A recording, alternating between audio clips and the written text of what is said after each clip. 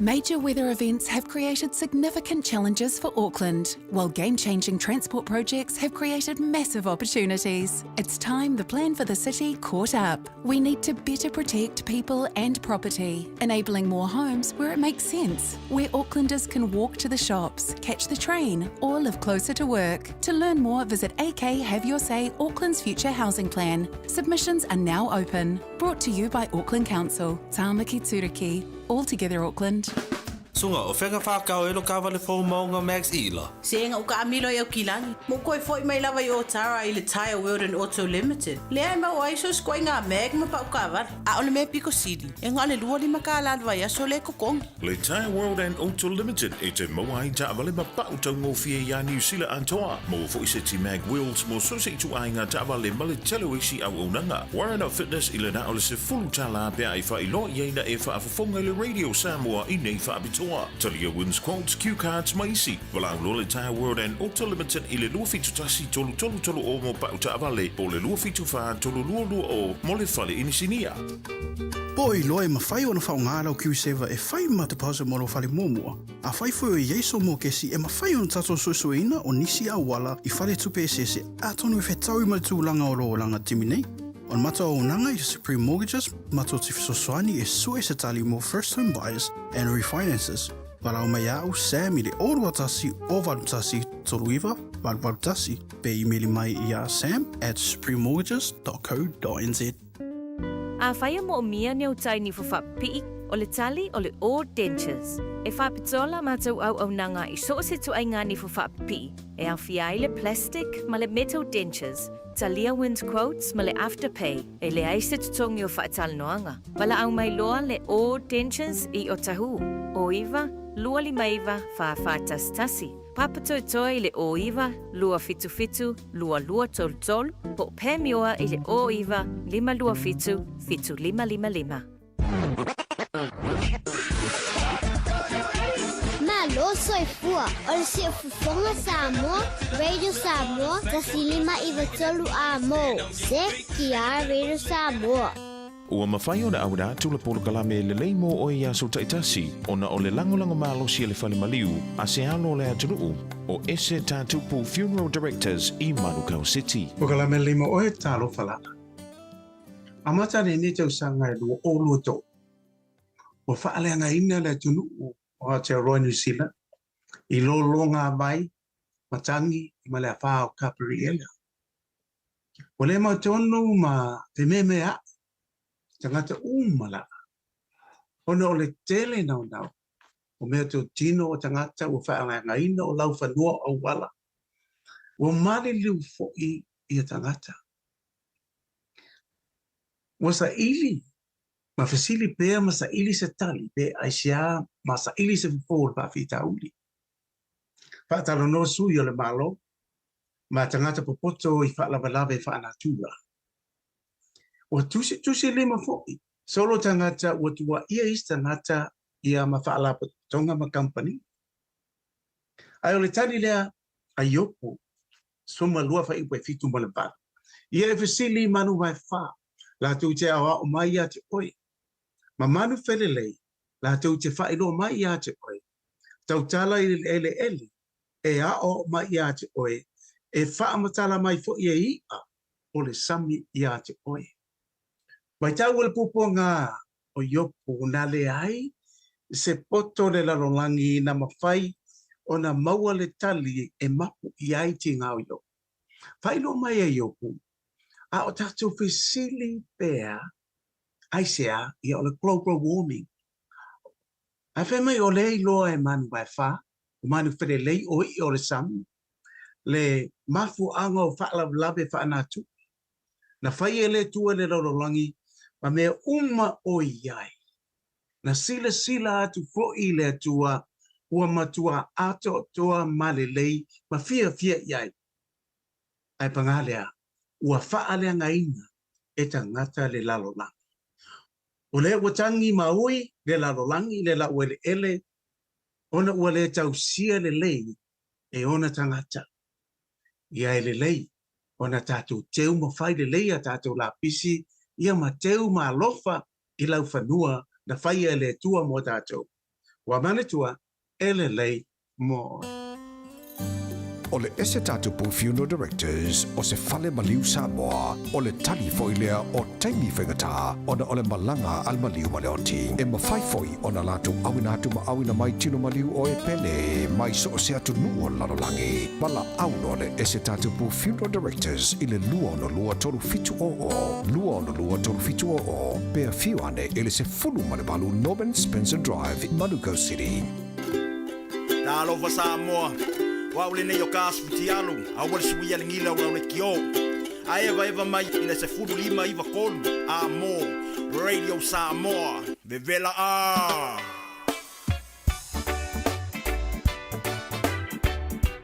Slava fasu mfitu, ina pati o tulima o tolu uma. Watu livi inga ile tua.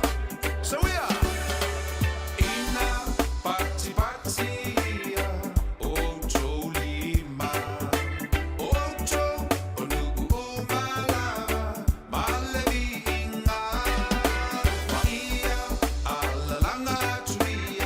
Ile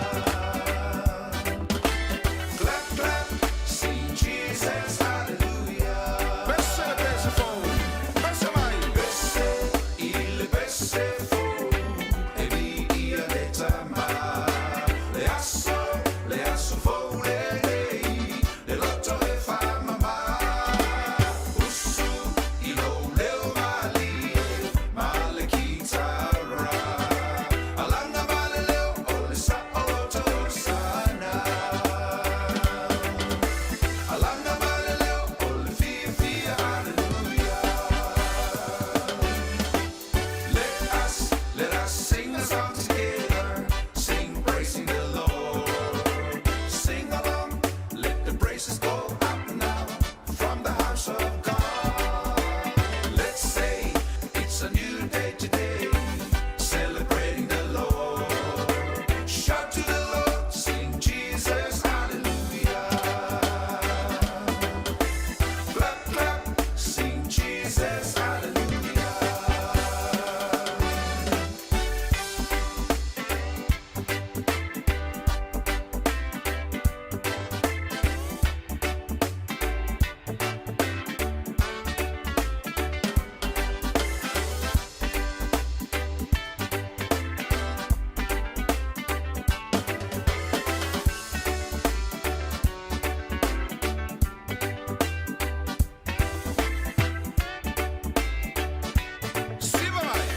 Siva falenanga, siva mai, siva falenanga, etausa afia. Siva aitaula iatu, ololo toilunga, ta fa afia fia, ina letua. Alanga valeo, olisa oto sana. Alanga valeo, olifia fia, hallelujah. Let us dance all together, celebrating the Lord. Dance, dance, let the praises go up now from the house of God. Turn around as the Lord is looking down, smiling at you. Shout to the Lord, sing Jesus, hallelujah.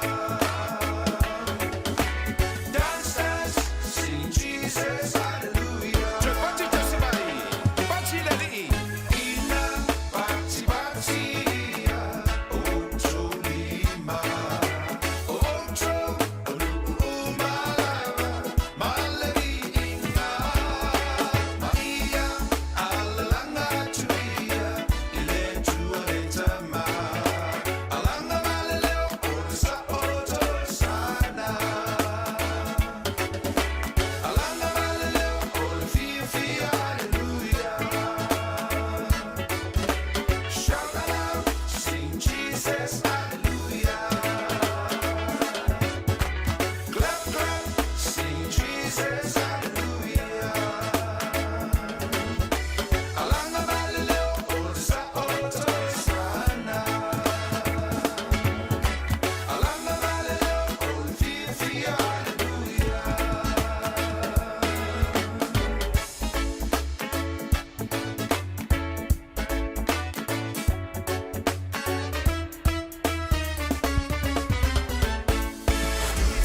Radio Samoa. Taslima Ivotomi. Poi loe mawhai o na whaongara o Q7 e whai matapause moro whare mōmua. A whai fwoi o Yeiso mō kesi e mawhai o na tato susuina o nisi a wala I whare tupe sese a tonu e whetau I maritūlanga o roo langa timine. O na mata o unanga I Supreme Mortgages, mata o tifisoswani e sue se tali mo first home buyers and refinances. Wala o mai au Sam I le oru atasi o valutasi toluiva, valutasi, pe emaili mai I a sam@suprememortgages.co.nz. Beta Drive Doctors I le taulanga whaatau I mangele whaapea manrua. O le vaenga o so ngase pe amana o mia. E whaatino e fo I matupui pui o le whana witi. O tupui pui le COVID is fluiva mo I lato is fuluan tausanga malunga atu. Whaapea matupui pui o le flu.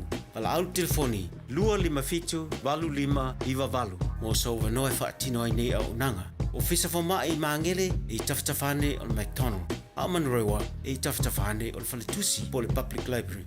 Beta Drive Doctors Clinics. A whaiwa umala nei tausanga I tele I malanga I Samoa. Ua saunia nei ala digisal se avanoa I te ono manumalo ai I se pepa malanga matoifo I mai I Samoa ma le 5 se lautala Amerika le tupe te tawhau ai. Na ona whau ngā lavo le ClickX e lafo ai lau 5 se lautala New Zealand po le 5 se lautala Australia pe silia tufoi I le mai cash o le tuka inga I Samoa. O na mawale o le avanoa I le se I le aso mua te sema ma le se I munumuli le aso 5 Januari. E mawhaifoi o le e angawaa I le se I pe a lafo se top up tolu tala New Zealand, po le tolu se fulu tala Australia pe silia te foi, mo lo ainga I Samoa, e ia inga ole nei whaapitoa. Maru I tele aso fia I ainga umo Samoa. Radio Samoa, tasili mai batolu, amo. Radio Samoa, tasili mai batolu, amo.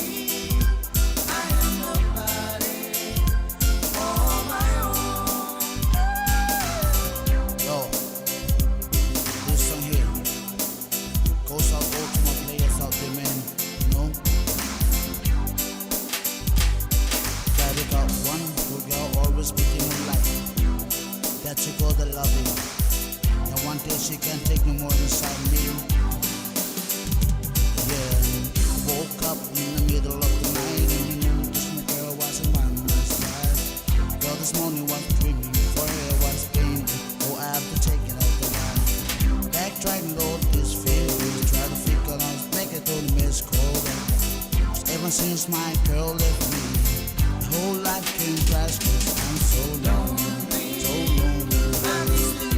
It's too lonely. I have nobody. Oh my own girl. Lonely, so lonely. It's too lonely. I have nobody. Oh my own girl. Can't believe I had a girl like you. Well, it's just that you walk my the whole life pulled the through. Still stuck around, stay by my side. What really happened wasn't broke girl. I had baby, you a good girl and I know why. I really wanna make things right, 'cause without you my life, girl, I'm so lonely, so lonely. Mr. Lonely, I have nobody. Oh my own girl. Lonely, so lonely.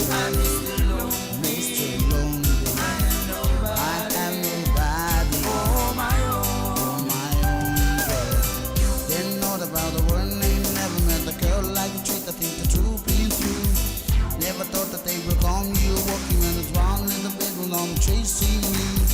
'Cause in my feelings not and the girl not feelings not to see, and the girl my dreams all make me be so happy and I'm so lonely, lonely, so lonely, I'm so lonely, lonely. I have nobody, oh my own, lonely, so lonely, I'm so lonely.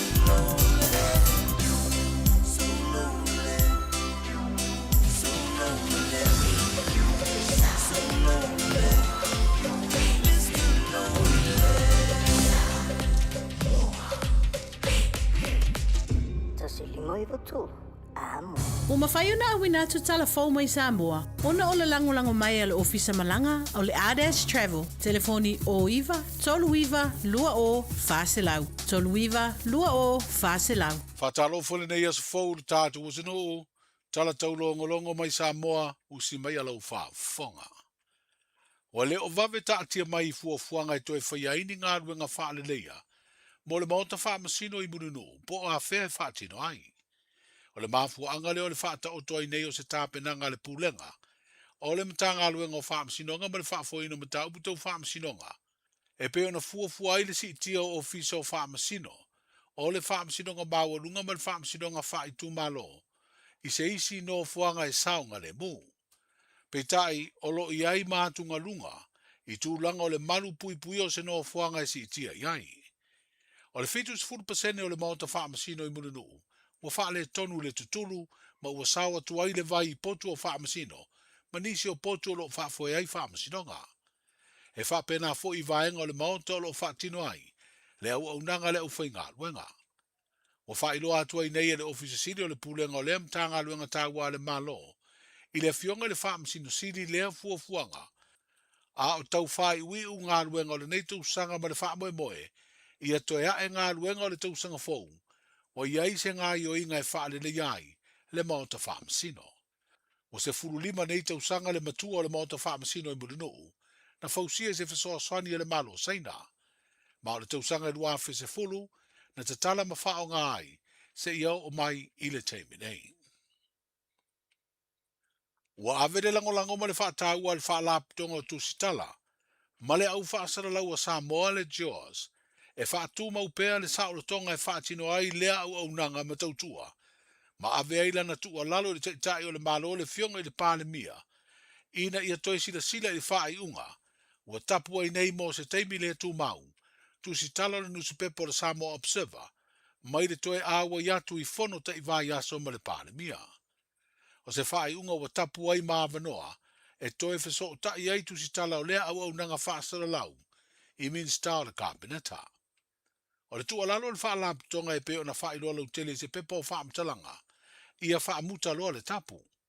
Wa whaailoa ai e le Jaws i lea whaasara launga, sa ta tau le fionga i le pāle mia, o na uia ai e inga ua whaata oto, i le tū la fono ngā luenga whaatu sitala ma whaasara lau a Samoa, o le tausanga lua fesfurulima, i le tu ina atu mua leo se whaasea tusia, i le nusi pepa, ma soa lau pule aini ma ta upu ua fesiringi ai, le whaatinonga le ngā luenga whaatu sitala ma whaasara lau. O se taunu unga e taunu ia soa lau pulenga, ai le whaamaria ina ai le ua whaasea, e awa noa lona tu ina atu le whaasea, i le komiti whaatonu po le Media Council, o ngā luenga whaatu sitala ma whaasara lau i Samoa, mo le suesueina ma whaia iai se whaai unga. E whaatino lea la sanga pe a whaia fina ngalo iai, le e ana le whaasea. Wa ave e le whaamanatu le whaalap tonga i ona sui wa le stala, ma e le o le stala, ina ia muri ta ia le ta iala o lo whaatonu tonu wai le ngā luenga, ma ia whaalo alongia le tūlanga pānga noa se tangata po le privacy. Wa ave fo iai ma le whaamanatu ia i lātou uma, o ngā lulua i le ngā luenga ia vave whaia se whaato e senga, pe a whaamaonia se, i se tustusinga ma se lipoti, ai mai se tūlanga tau le whaia leo se tustusinga, ma se whaasara launga wātangi ai le tau whaaleanga. I le nei lava mata ubu whaalawa i tele ai foi se fina ngalo le teitai, o le vaenga wha ubu whai o le Samoa o poto, o le sa ave ma pāle mia le fionga fia mena o mi mata afa, ma ia whailo aiso na fina ngalo i le tata, i le whaai unga ua whai ai le tapu i tu stala le nuspepa. Whaalia le fionga le sao whaapito, o se tau mo whainga e manino ma iai se ngā i o i ngā le malo, e sai ma noa mau, le fesiringi o pūlenga malo, ma ua tifatoa i lalo ma pūlenga whaate mokalasi i Samoa. Whaalia fo i le fionga fia mena o mi mata afa, o le whaia o lea tapu, wa so ai le fatu o pūlenga le lei, i le mautali atu leo le malo i le atunuu, e ala i le saolotonga o tusitala e fesiringi ai mata upu, e tā ua ma anoa, o lo fia e tangata lau tele. E lima morianga leo e mafua mai se whaasara launga, i lunga fiso ta inga tele vavave whaona po nei le social media, wa te ena i sui whaasara lau e to lua le porkalame le maoto vi inga, mai le ayo sini Australia, le sa tu la i la ua i lea audio le sonua le vaya sonei, i luma le whaamsinonga whai tu malo, mo le toi fafonga ina o la morianga. O lo la te ena o morianga leo e feso ta i whaasalaunga tau whaaleanga i lunga o lea porokalame. O tōle pō atua i nei lea so lua sifuru. O le masina le neo Novema e su e aile la tālo sanga ua whauru atu le lalo ia. Mo se awanoa, e tu ua ai ia le whaamasino ngā Samoa, ai toi fo i atu i Australia ma le fuafuanga, e toi fo i mai e a wairo la whaamasino ngā. O lo te e malosi le tua leo i lea tālo sanga, ai o le a folasia i su e ngā le whaamasino ngā, i le vai aso fau mafuanga, o le tālo sanga le nei, whaapea mafuanga o le te e leo. O le eise talo sanga leo to e whaia seisi fitu na inga, ia inga o lo te tala i tua i la ua umoria, le tinao ainu u i linga noa sawa inaya, malona to lua le fionga tole afoa, sa ia tole afoa. O lo mana o leo, e tau fia le porokalame se ia mai a su e ngal whaam sinonga. Ma o le aso lua sifuru valu foi, e su e ai malea talo sanga, mai le tua leo. Ai o tau manga i le aso lua le vaso nei, na whaelo ai e le lo ia lo tu la i mo i la ua mo lia. Le iai o se tā penanga wha le tu la fono, o le a folasia i le whaam sinonga i se taimi, e whinau ina ai le tāo fia le su eino o morianga, ona o le o lo tangi, e le o wha mautu i Samoa. Talua ina i se tau sini onga le tā longa si ua mea mawha, na whaia i le tunua Australia. Sa liputi ai le mawalunga tero le tau mawhai o le au si a Samoa, i pine na manu malo ai, whapea nisi o matati ana lanto au sia. Mo wha leo ai le whaafitai le fionga le minstao ta longa malanga oa mo le fio tangata, le tō whase wa muni fasi toma, i le Palestine, masui al whaalaptonga o ta longa si ua mea mawha Samoa, o na o lea tūlanga mawalunga na au sia, ai maise o isi tau sini onga wha malo, sa mawalunga ai fo i le tau mawhai, o au masi i aru tātu putino.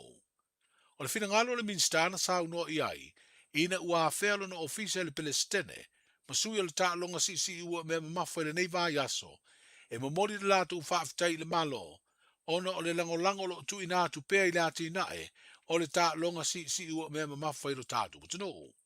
O le tausanga fau e tali malo ai Samoa, i le ta milosanga si ua mea mawha la rangi, o se wha moe te le atunu o le atau sini o ai. O le whailo inga fo i lea na mamori ai mo ngā le leima whamania ngā le minstar, i tā penanga le aua Samoa i le tau sini onga, o le si ua mea mawha, mo le ipo le rangi po le World Cup, leo le a whaia i le tausanga nei. Manuia le nei aso i fuafuanga, whailo i pea.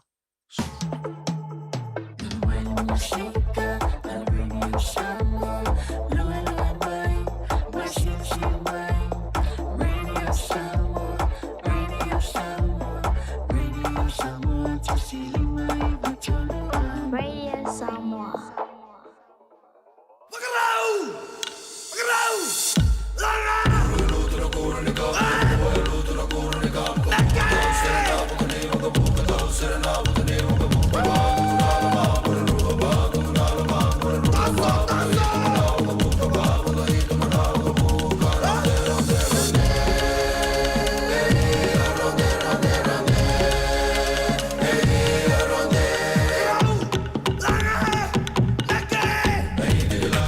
Lawa tula mai le tatu taimi le wanti le nia fiafi sfulu minute wa tele tula fitu. Ia ma ua whaafonga fo le tatu tenu se whapaponga o le te whaasala la wino tatu tala mai Samoa pe ona saunia mafonga natu ele to whautanga vaia tipi au tanga vaia ia isona whapaponga o le nei fuwanga la fiafi.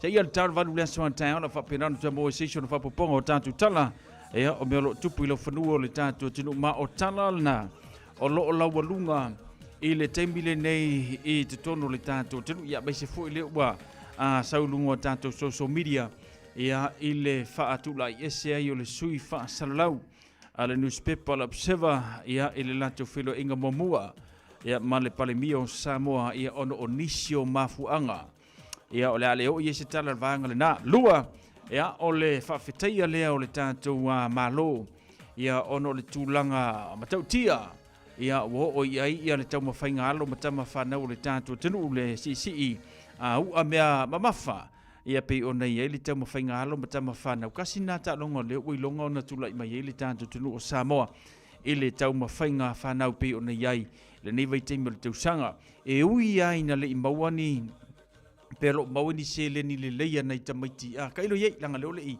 le social report pe ona yai ia ai fa taile tu o fa pena ia ona maua ia a pini aulo le tatu tenu i ta longa Pasifika ia matulanga pe ona ia la tu tama fainga a ia ai fa mo le tua tele tu pe le tatu malo ia ona fa safua tu fu le mona yalo mana i fanau ia pe ona ia la tu tama fainga ile nei foi vai taimi se mai le ile vanga le pe ona la walunga i tatu tana ia o le fa maloloina o i o le te talia le ia o sui tu stala Samoa observer ia o le nafu newspaper wo faisi level tu le tatu watinu ia matulanga o le mea tupu e te tau ona avea leo se le sona tāua mo le autostala uma e le ngata le tatu tunu o Samoa ia whapea fu ia tatu i New Zealand au se tālia ma Amerika leo te tala noe le autostala ma lau whasalau a le tatu tunu o Samoa wapi o vaenga nei o le fevesi ia ile lalolangi o Samoa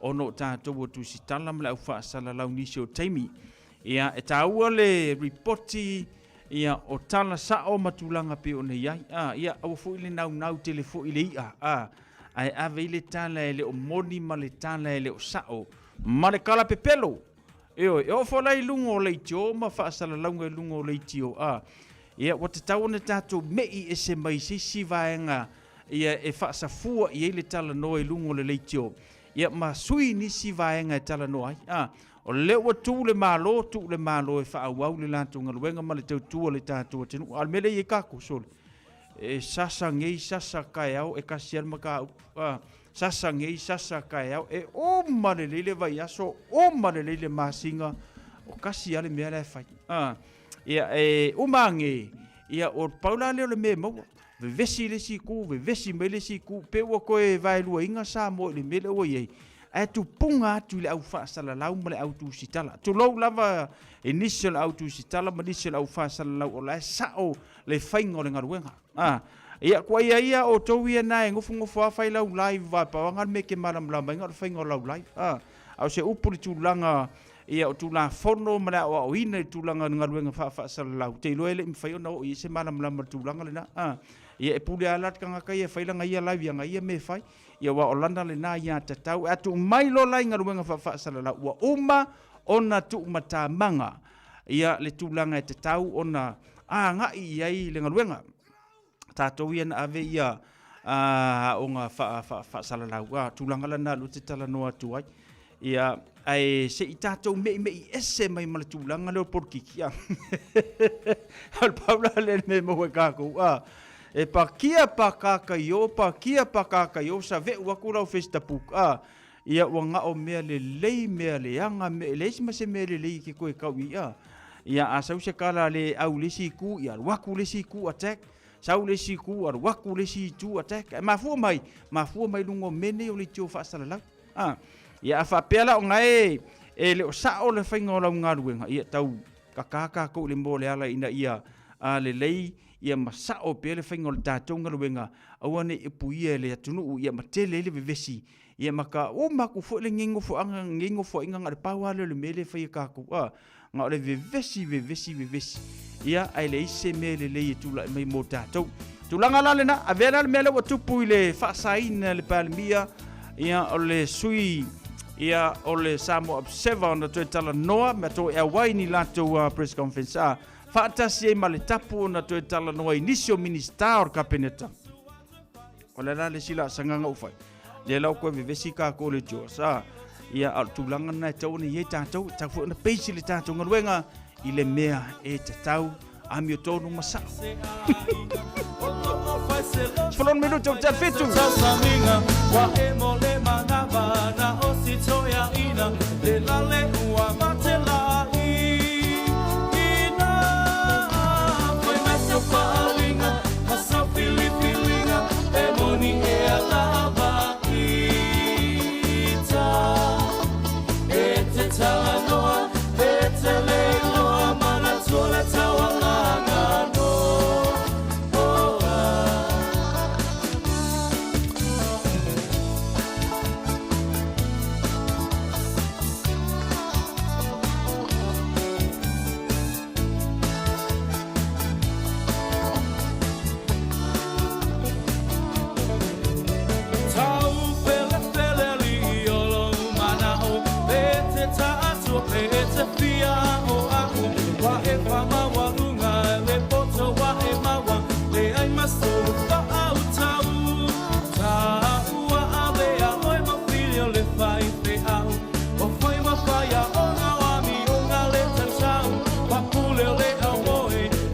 e kau koe ai ina sia ai lava o ai mai sa whalinga ma sa pilipilinga e moni e a lava ita e te talanoa e te leiloa mana tola tawalanga no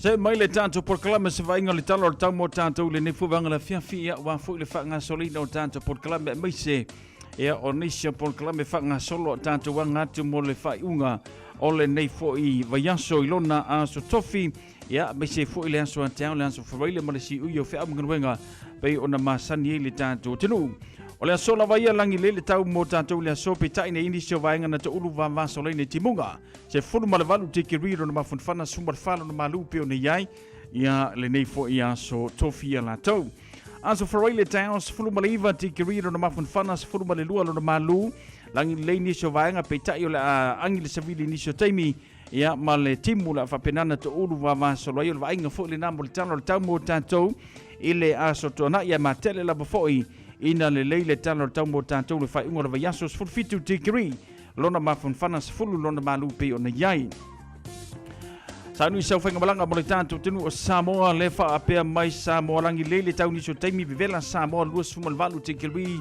ia lona vivela wha atulanga ina lua sfuruma le lima lona mawalalo ia lo tu mau pela pata inga ia tulanga to fa tau le tau mo le tanto tenu o Samoa niso taimi la wha penana tonu ne timunga le ngata fo ilolo mano losio tawhenga inisio vaenga le tanto tenu la pata ia i tanto ia mise la to la wha sauni atu whainga malanga mo Samoa ele fai ungo le nei foi vaiaso. O le ngata i whalo le tātu tirua mesero kalena whainga whaiva le fo report ia mai le nei a fiafi.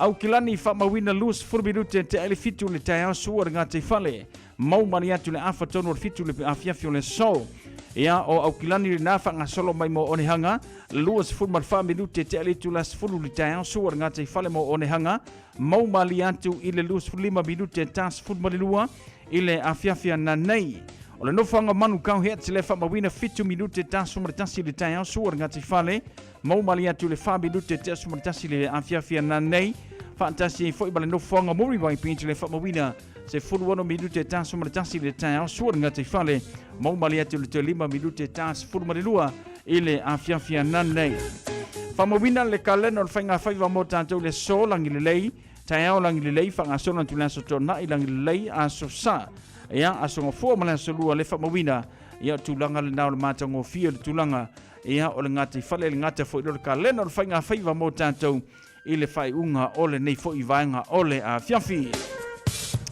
Tala na tau ia le ngata falo le tātua tiru ripoti malo fisava ai tau i au kilani.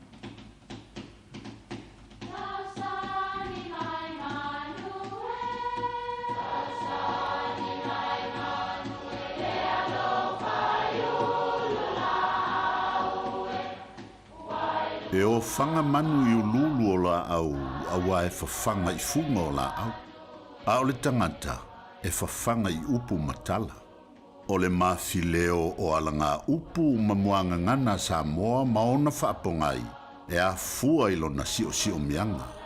O lona lea sao i le whaatufunganga o le iloa whaale aso mai le tautua se ia o ina pule.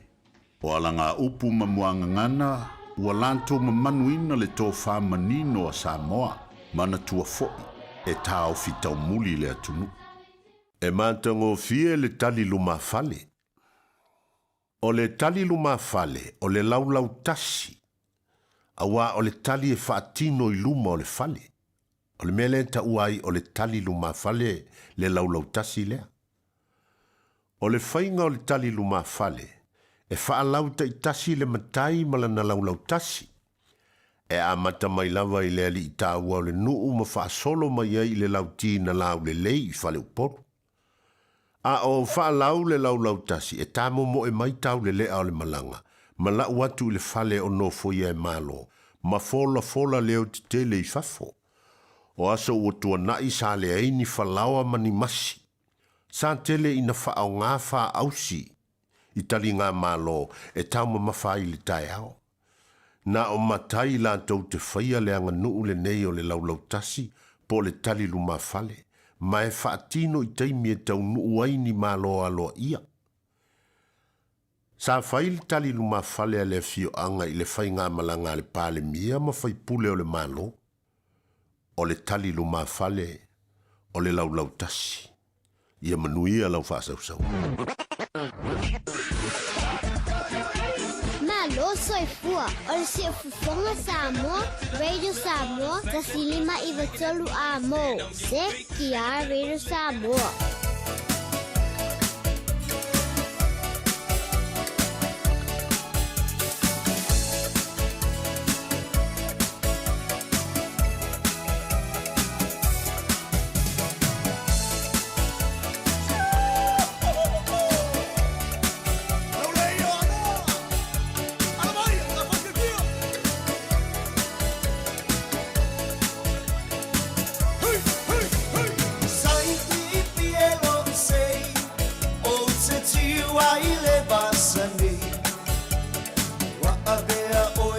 Tell me,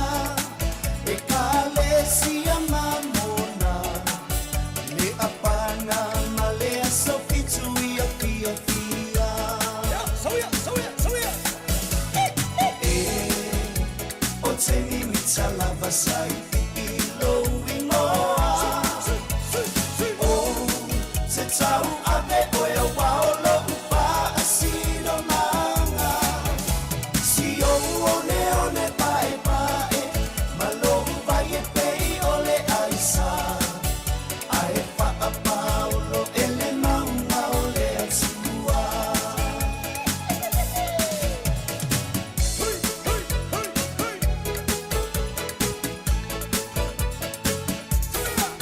sai pipio ualo fana mo o ele mana mea sama fana uso o sei tu ole la lanyo elango na ina o lau tau tu ala balena itale ni maso o se matata io fa amano mia lea tuo to mamana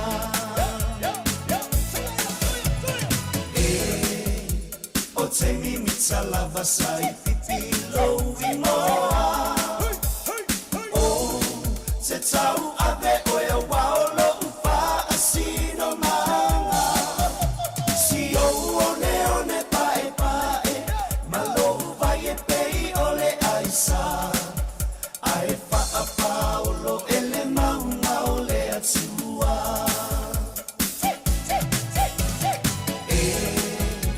o te mimita lava sai pipilo vimoa o te tau ave o e waolo upa asino manga si o one pae pae malo vai e pei ole aisa ai fa a paulo ele manga ole atua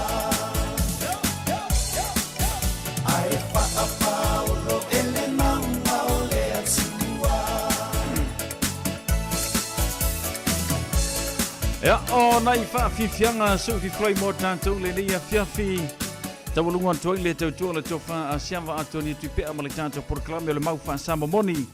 Ia pe o nei eile nei fo ia fiafi lona a so tofi. Whaatalo whantu le tātou proklame a Christina tanu wasa le mau ma le tātou proklame whaatai a Christina. Ma alo le soi fumaruia le nei a fiafi. Whaatalo whantu foi le tātou proklame ia i a lalau. Tau e whapepe a tuli ma alo le soi fumaruia. Whaatai le whaatasi mai le nei fuwanga le fiafi. Ia, le ngata foi le whaatalo whatu ia Te Vinci Leona te le mau ma le tātou proklame soi fumaruia Te Vinci. Ia, alo whantu mo tau ma alo le soi fumaruia whaatai foi le whaatasi mai. I le tātou proklame, ia ai le ngata foi lo le tautua. A le Radio Samoa se furulima iwa tolu amo peo le tātou proklame. Ina ua tele titi le afore fitu taimi masani. Pamurianga la so whanau mula so soifui le so pea whapeo le so. Ia lo wan so whanau na ewa lau mali ia tau le tātou leina. Tolu fitu tansilima iwa tolu fitu tansilima iwa tolu. Ia ma whangama whaurunga le tātou Facebook page po le tātou YouTube channel maua le leiai. Le whamurianga le so whanau mula so soifua. Ia pe whangama le tātou emaili o le on-air@radiosamoa.co.nz. Maua le leiai le tātou proklame i le nei fuwanga le fiafi. Talo fati a Tavon. Alo fatu usa whaftele fatasi mai. Ele nei fuwanga le fiafi. Alo fatu malo se fumuria. Fabrianga nas whanau mala soifua. Talo fitu tanslima i vatalu. Ja, nou talo le tātou leida mo oima le whamurianga la so whanau. Talo fitu tanslima i vatalu. Ja, ma whanga mai le tātou emaili on air at radiosamoa.co.nz befa pio le so. Lus fulu novema loa so soifua.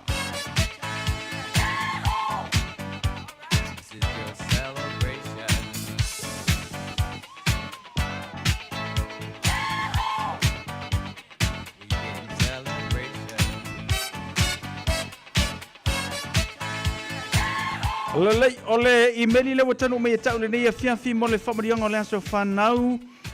Birthday greeting to Rosalina Pound le mau mo le tātou proklame le nei fuwanga le fiafi.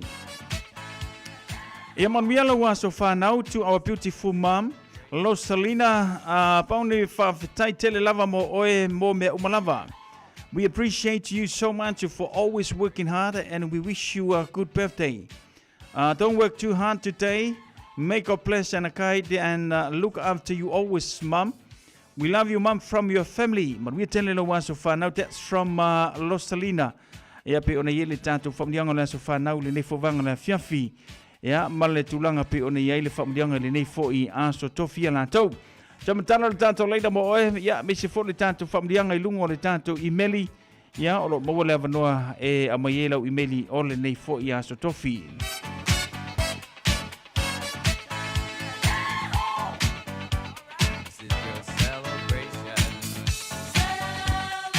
Patalo fatu le tātou porklame se o se a taiso ana miri tole pai alii. Se fōmanuia uso, ia kako aru ia le mele whai mai ia tivona sa. Kako aru kako aia ia whape. Hiringa ia fiafi. Amanda tualongo se fōmanuia whateile whatasi mai. Ia mo le tātou porklame se o te sa ili atu le tule pe ise tātou whamdiango le aso whanau ia aleai. Ia la tātou wole tātou peselea. Ia e mori to elo whaanga whamdiango mo ila to umanawa. Ia pe ona aulia mai le whamdiango le aso whanau mo le aso I fua I le aso. Nai se kone le avano mo oe, tolu fitu tansilima I tolu. Ia, ase I o usawa vea kulisi kule, sua mese kako pese wha manguia le aso whanau. Ia, ole nei fo ia fiafi.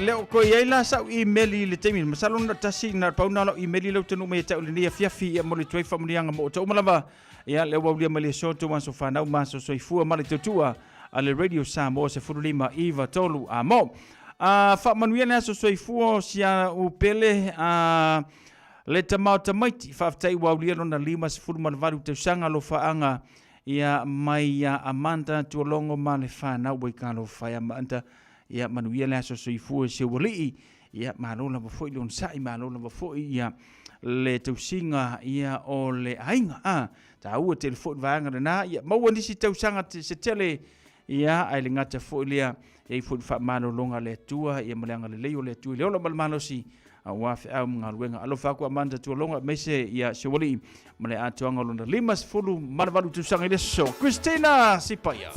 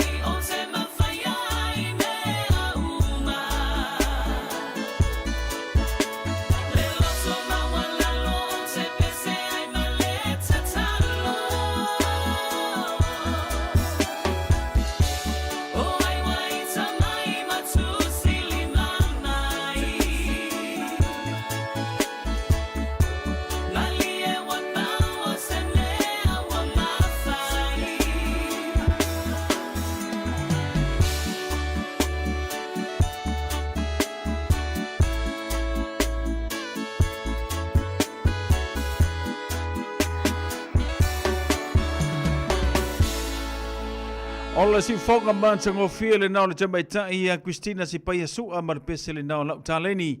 Ia sa awalofa tue le tato por kalame le nei vanga la fiafi. Ia lantou sa aulia mai malmanuia lantou aso soifua maso whanau. Ia pe ona iai le tautua le radio Samoa sfunu lima i vatolu a mo. Whantalo whatu so ia vaenga vai toa vaenga so kalo fau so ko i levanga e ngi imo vai aku pe wakala so ngafa se maoli pe a. Ano whatu so haptene whata si mai ile nei fo ia fiafi malitanto por kalames. Fluiva miru te ona tano li tu levalu. Major weather events have created significant challenges for Auckland, while game-changing transport projects have created massive opportunities. It's time the plan for the city caught up. We need to better protect people and property, enabling more homes where it makes sense, where Aucklanders can walk to the shops, catch the train, or live closer to work. To learn more, visit AK Have Your Say Auckland's Future Housing Plan. Submissions are now open. Brought to you by Auckland Council. Tāmaki Turiki. All together Auckland.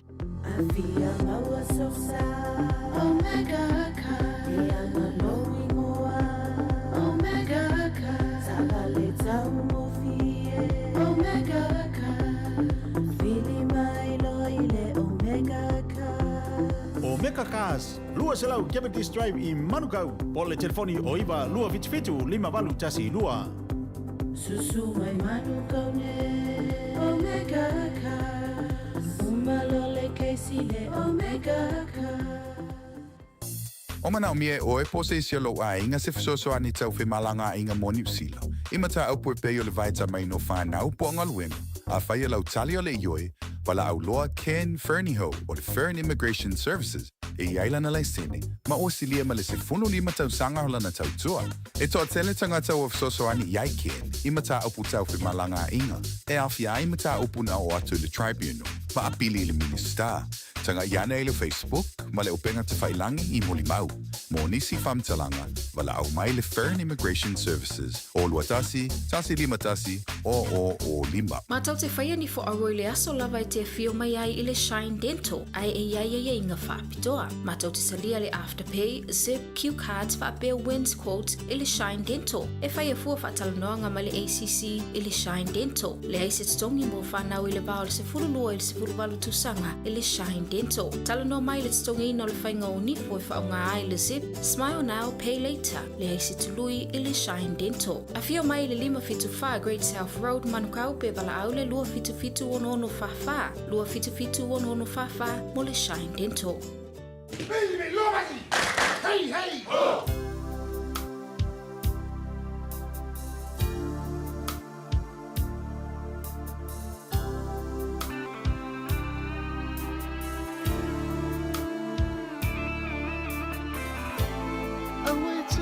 Tu te leilo asuna ni fa'alitonu Sabe au malole sumalie ilo olanga atoa Au nga ai au mata Pile o se fale mataanga Pile o se fa oleangi ilo tama Ita utila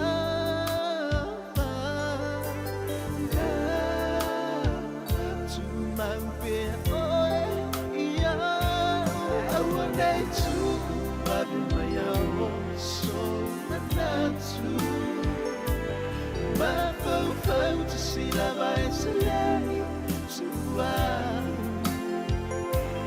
Mausino ele tapuni ali fai tutoa Eto ile mataisi Oila upele ea So e fili tasi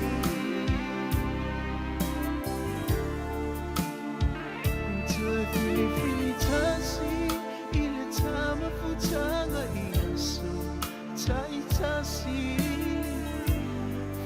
Fia male manui sata Fusia Mafutanga mutusia Lau fatui mewa tinga Pe ama fau watu Ia oe ne tau sala Itaru atil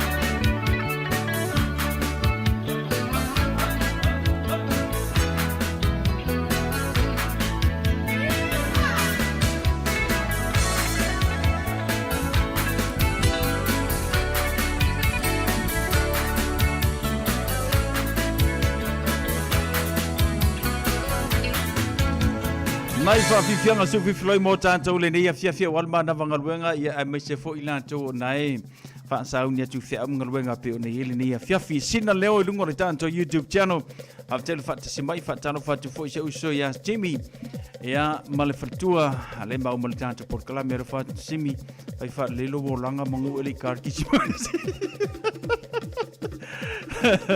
se uso ia taiso ia mara uso Io, o lau ngimbo anga ele koe umana ngimbo le na atese. Alo vatu whaftel mai. Ele tātou porkala me nei vanga ole a fiafi. Tātou wha silsilanga. Whanga solo leo tātou musiko le nei a fiafi orona aso tofi. Tātou wha silsilanga leo tonu mai e tau le nei a fiafi free a whanau lunch. Wo maingo au kilani. Mau le leia so pitoa nei ia o le whanau community lunch. Mau fuare me aitau mafa vevela. O le ti vevela fuala au aina lava second hand. Ia whaatasi e ma ia moenga ma le telo isi mea o ngā molo maota. Mau foi le tātou face painting na le whanau i le eise tupe whaaluai nei aso ua te pereira. Aso sa so lusu matoro Novema, mai le sfurma le lua, afars furma le lua le woli, nga ia tu le afo le lua. Ile a woli no whanga whai ai o le East Day o Reserve i Evandale whai a lea ile ka paka. Ia, maua sa wam noa se se tuai nā. Aso lua sumatolo Novema ile afas furma le lua. O le whaasilsilanga mo ilanto uma tupunga mai a tala taina nofo maui mai tua tu inga mala tala taina i matawhanga ulu tongi alipata. O loa lala i Samoa, Amerika Samoa maso se tafor kelope. O le awhaia le tātou tala noanga lona lua, whaia le Church Unlimited te kai whai numela tolu, anga i le 5 i te anta 2 row, West Auckland.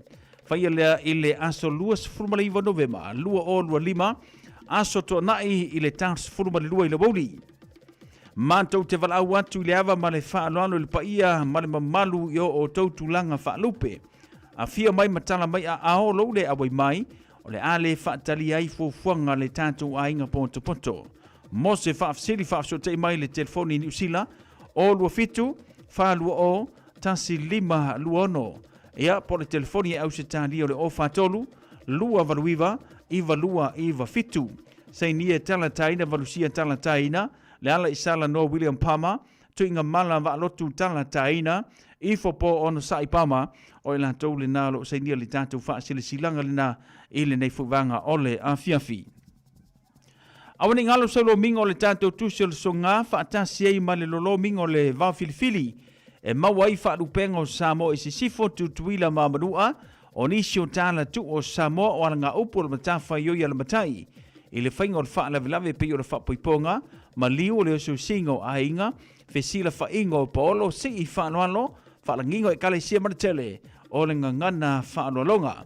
Fitu sultanalo na tauna lo official of Radio Samoa i le tolu pātolu ono Hopewell Avenue Manukau e te mawai. Mo nisi whamatalanga wala au le lua no lua tasi 5 i watolu. Lua no lua tasi 5 i watolu pe tanga iane i le shop Radio Samoa.co.nz e whai mai eisau oka oa tātou tusilena ia le fo o tātou wanga tu whai ungo netu sanga whai isau mea lofa. A inga sa lua whau i mangiangi.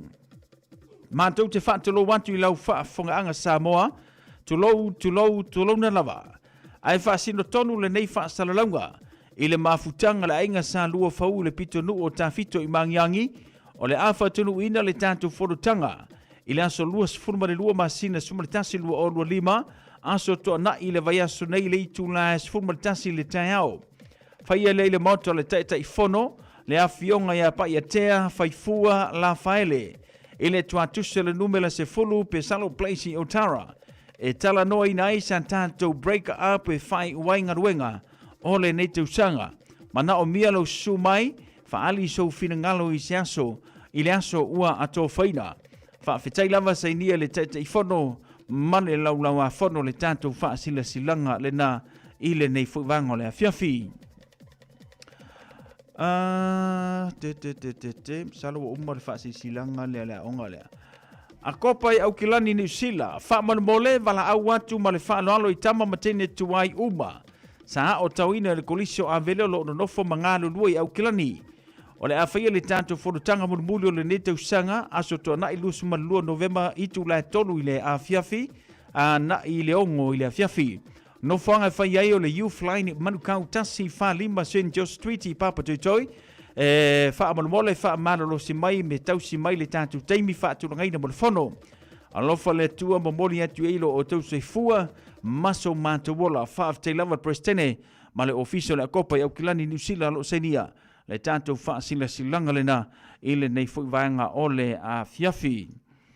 Ai sisi kako wha silanga li i kama li i kako se a kui kasi kako pisi. Uro fo kako asungi o le musika hele. Heo. Lele.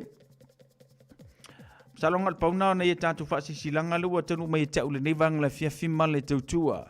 Le radio Samoa se furulima iwa tolu amo. Ia ma le tātou porkalame pei ona masan iai. Ia ai le ngata foi lea ia wa mata foi ona lama fai u ia le telo porklame le ngata foi lea ia o maftanga ia anai ainga nu mai kalesia ia pe ona masani le nei atu manole on sai ia malo foi le fa malo rosi i fofuanga pe ona yele ni te sang war me mongia ia e misi lo makaku ia wale isi wale ngisi e fa pena ona a apa ia le afianga tanto fianga vai e alua e a apa mai ia inga ia kako le ngata o fale aonga farsa ia manisi vai ngai fa le le te tono lo nu malo fianga o le me fo ngai kele ngo kakau fa silanga ia le fa upunga fa pe ia o le Israel moni lava ia e sisu e alo na fa malama matiltilo ia fa fe kai pe fa pe o isi isala elu o le ke vai kwa le ko kele au isala elu le ia ale me mongi ia ka ko ese mai lo ia asu e lo le me o le inkia ia la ko fa ko foi ia wal me le wa ia mo kuwa ma ka ukia le kulango le kele o fa lave yo me fa no ma a mission ia tatu ainga le foi la tatu sauni tu mo fa ungo ne tu sanga ia e tele le mau fa lave ia le ngata ia o whapiponga, ia o aso whanau, ia whatasi e ma meo sau whai, ia manisi vaenga pe o iei reunion, ia manetelo vaenga whamoemoe nei ainga whatanui nai, e le whai ungo le tausanga, ai wa ai oi. O lea iei le vaenga fo ile le lungo le tātou upenga te whailangi. E whai e rau kui puia, o le misela. Ta ilo ye pa wo fa malo sia i Samoa. A le ye ia na i reporti na le tau e lungo le tanto website. Faile tui puia o le whanau. Ia, fa pena fui tātou mātua. Sa au tau le ponpo, tātou porkalame. A fa peo na e sa uni e whaimalanga i Samoa ma le whanau. I tā ua le whai o le tui puia o le whanau. O ke le fika ngoi le vaenga le langa e ti ngā ia le tūlanga le o titilo atu i whanau mauli ola ma le soifua ono le misela. Ia o te usanga le neisa ngā ua si le fia le tātou tinu. Ia e inisio a inga e kai ko rua ka meki ngalu ke me kasi ongo le misela. Au alane i wha kala le e ka kou vaenga le na ma neno lava e inisio na i o tātou a inga o le asa uni mo Samoa. Ia e oe tā whawhauma whaisina mālo longa pupu mai te au mga ruenga mesia o ngā whanau. Whawhonga mai la, whaile tui pui o tamaiti. Ia le ngata fo i lea whaia koe markui pui o ortina. A koe pe perka mai. Koe pe perka mai. Ka mga e wole ila se kui. Paul mea siri makau o tina. Mua ma le whanau, whamon mo le whai kui pui ia o kou makamaki. Aru ka mai, au ake popore kere iai. Ku pia wau kamanga o se e o umar ko ngā kui e whaongai kamanga o le ila. A ka ua le whai o le tui pui whamon mo le saunga le mumo tatu. Ano ngā kanso kamaki ai le leanga o e kialu e sa wai se i koiso longa le lele tūlanga le misela la i tātou Samoa. He ka le lava ai o aku e ka whawhao ai aku kukupu mai ingi whanavlave ia o kulanga ngai pe o nei faile tui pui fa mole ia ina ia saunga le mu tatou ia ma le lei mea uma foi ma fifia man manguia le ise me fa popole ka ko faile kui ki nga ma ka maki faile kui a ko pe per kau poi pule nga ia man lalang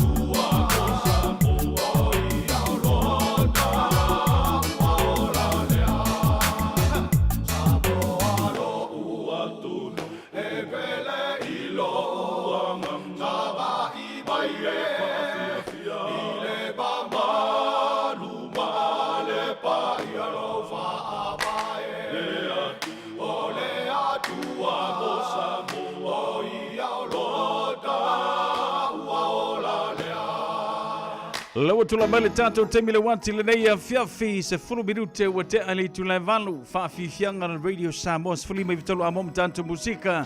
Ia mo he vai vanga ma tā whaoga le ngata fulu la tau whenga mngaruenga le nei po sina leo malor se fu maruia tira sa ene lungo le tātou YouTube channel whaafitel whatasi mai le nei fu vanga na fiafi.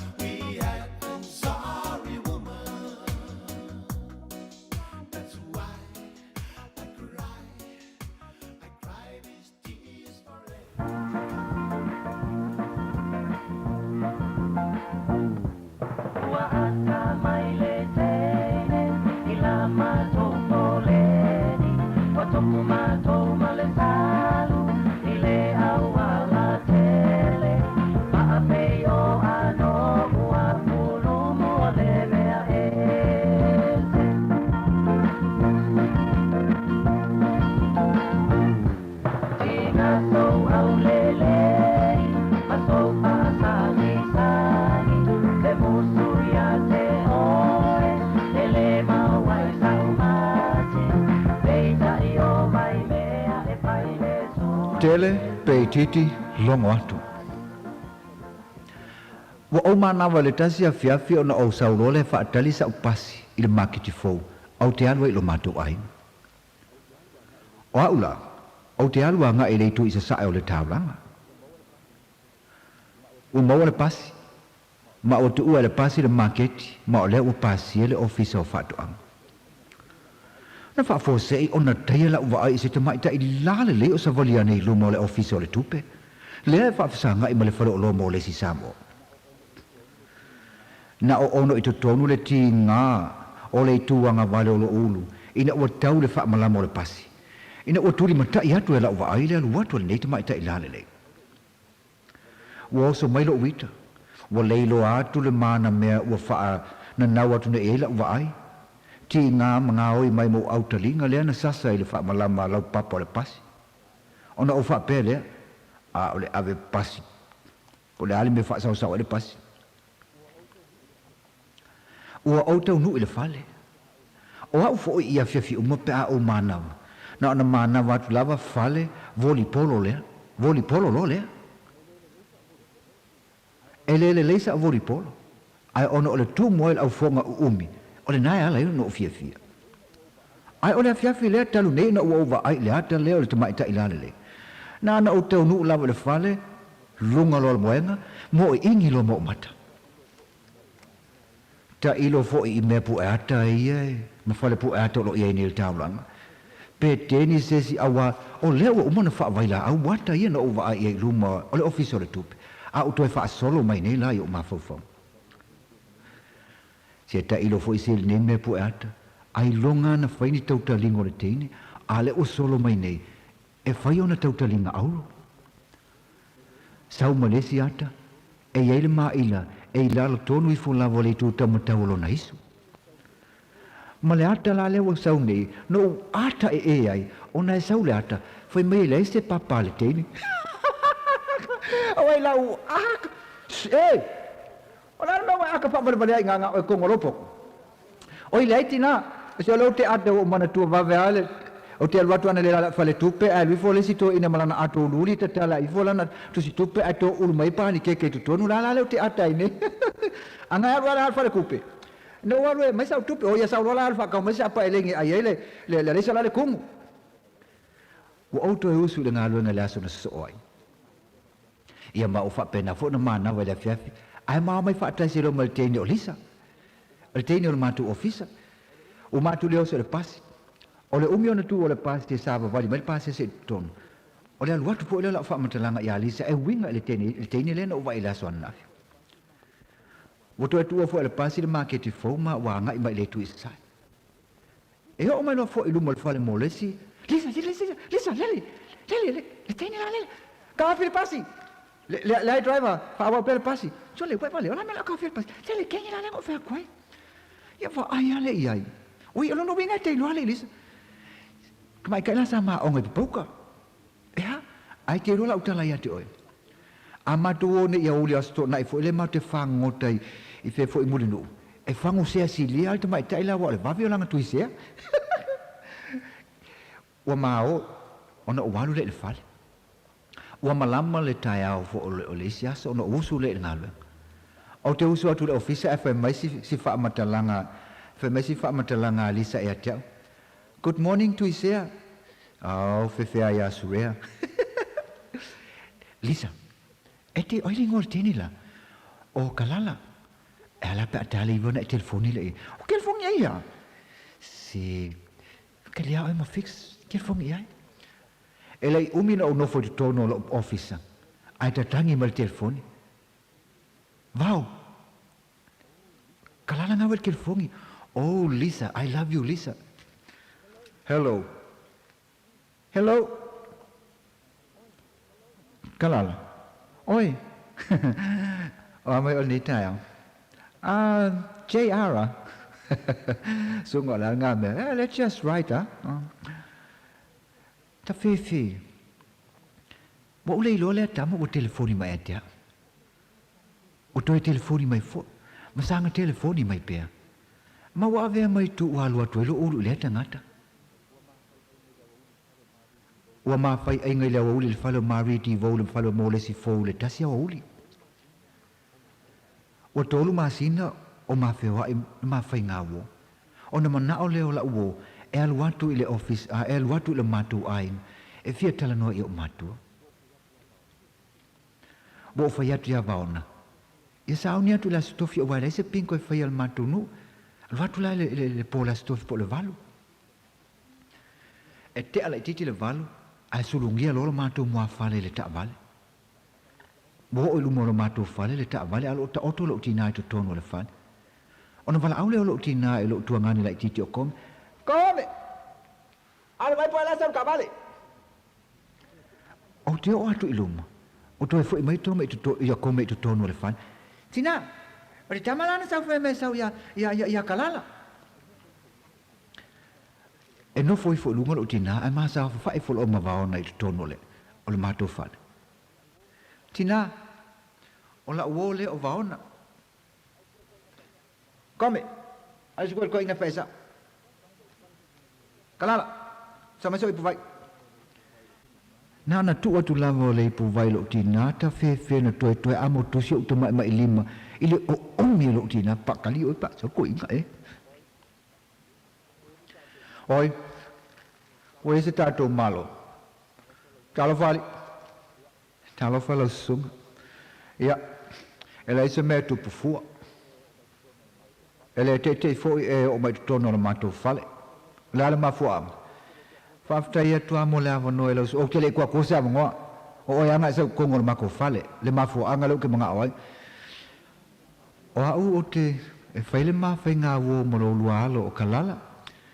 Ia o walo fa foi la ia kalala o le o sa wai o fia fai po ia kalala oe ka fe ai o fa lo ia la wal que eu só mai fia fai po la cama ele fia fai po la cama le kai fai po la cama ka ingo a pe a no foi tu lo te tau tala o le tama ia que ia wal só foi mai fia fai po ia kalala ia fa penei ali tu mai la no si o mata no ai mo le lo matua ma kalala tele petiti longo atu pagali ke fenga luenga ali ole la matina o te fenga luenga i mulinu o ia ka tanga ke fenga luenga mulinu ka ka fai pai ma ka fa kui a pe fo ku ai pia ke fenga luenga ai io ke fa longa so ngo fa penga ile ku ai pi nga le kama o peki la le manga ko fai fi ku lima seng el pong ya mas kama io pakilang ai mai ma o ya mas ali ai fo lang se loka ile le u papangi ya kira lo aso ngo kiri fa longa ya mas kengo kika manga kenga ngal ku ai pi ka ke lo mal ela poka la ke le fa longa se ngo fa penga ku ai pi tina o te whainga luenga le wa ai whetu. Uia, ke ki angi fua, angi wheku, ngiau wheku le ko, la mera vai e fua wheku. Wa uma le angi o lo tina. Ona, tu muri lo leo si tama o vaona mahalu le tamal. Au li liu mo lo tina. La me wai, fea ia kamol penki ngai fai mai ngei, la fo no wo kamol penki le kelan kupe. El si da ko kamanga, el si da ko ia venga le kelan kupe. Lo nga, o ia va ngai po ia fenga lo ia el fo vai fe ku. Tina. E tele tupe avena. Ai tele fo ia na tene. Oi, se o menga o ai o makangi, al bi le fai de mele ma fa ko fai. Se me ina fai na ta lo si tai. O fai al fina ngalo o matua. O mano nofo nei, ma vena. O han wa il tau sang. Ma ua wha manu ina i a o le tua. Wa o mo le wa fia le maitang. O lona fitu o masina lo maitang, na wha pe mai lo ta male ta si tae o la se tona. E mato te o, si tae ele ta maiti le sami mo le no. A le teimi le. Ele ma nava mai le ngalo nga vena mai le valu le tae o las forin. O le o te ale valu le tae o las tona. Walu le matu ta vale nga imuri ngu o atu isongi. E pi o atu lol matu ta vale le pi o nga isongi nga imuri nu. Ai u fa te ia u fa pe mai o kome lo tua ngani la ititi lo no foi luma malo tama. Kalala. Kalala vai ia vena le fusi mai kenge ile mkafanga. O le so tau tala.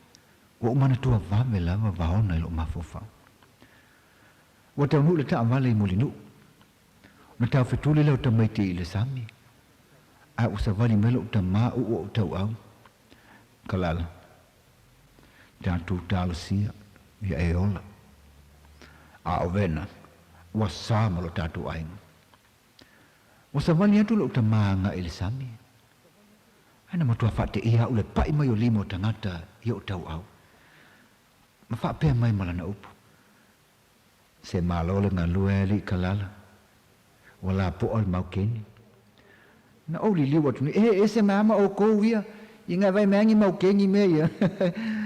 Sa fa ngalwen. Oi. Ela i omi. Ai foi mai lolo ta mama ta mai. Ia li oi talo fa li maon vaon talo. Ia Tato tu tala no se aso se I maku ma lil ta miki. O te savalia tu lo ale a o tu fai to al ta vale. Ai u lo li mai e vaona ma fa pe mai ana tala. Kalala. A ma u lo mau keni longo mai. Tele pe titi longo atu.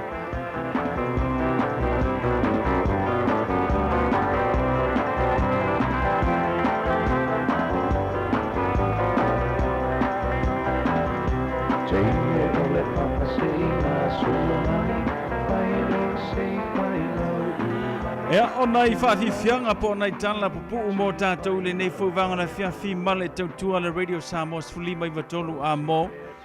Ea, mai se fo nei tātou whaafifianga su whiwhiloi pe ona ili nei vanga le sos kofi o venga ua kakawonga whaise kui ole Michelle o venga. Wha momelo I eise venga whapenga o laka kuia ki oi. Kalala.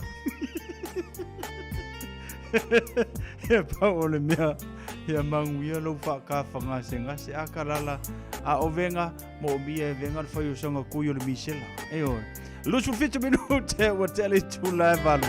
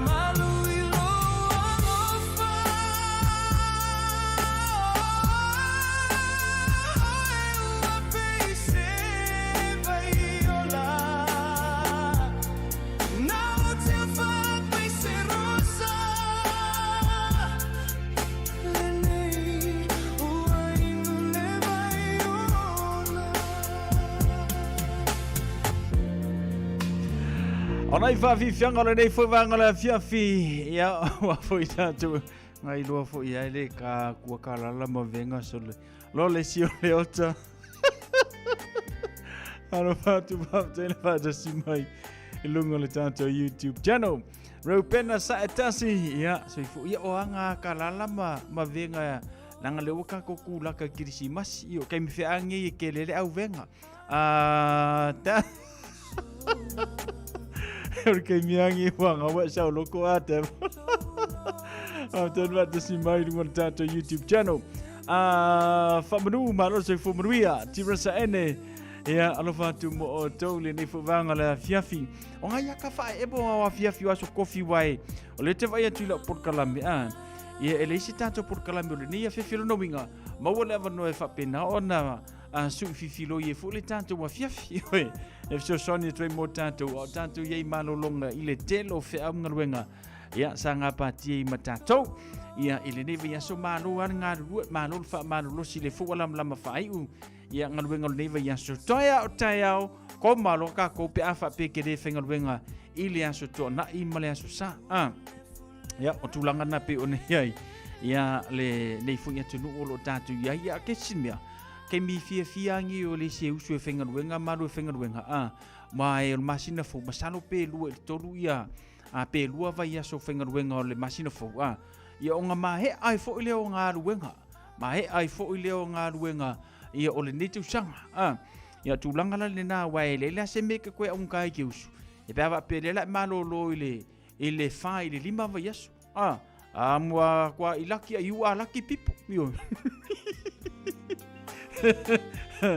Kalau fasi au kamau tasi uso ya ten ya wa yang isi kala la laka nginga wa ya oi wai accelerator online accelerator online fak ngambai Amerika ya oi yo halo faku so fa tele fatasi mai ele ne fo ya fia mali tanto por clame me se le tu radio Samoa fuli me vitoro amo totale e ini la to le sa fala me te po fa malosia le tui pui o le misela Samoa ai pe fa malosia pe le fa malosia o tato wa ia e te tau na tato matala te tau na ia matala tato tulanga le na o le ua ia na reporti na le saulu mo tato penga te whailangi ina ia tautua na mo tato le ngata I tutono New Zealand nei Australia America te tau na whailo tui puia ia o na tato wa ngai le sa I Samoa I ta faonga mai vai vanga pe fa malosia la pe le fa malosia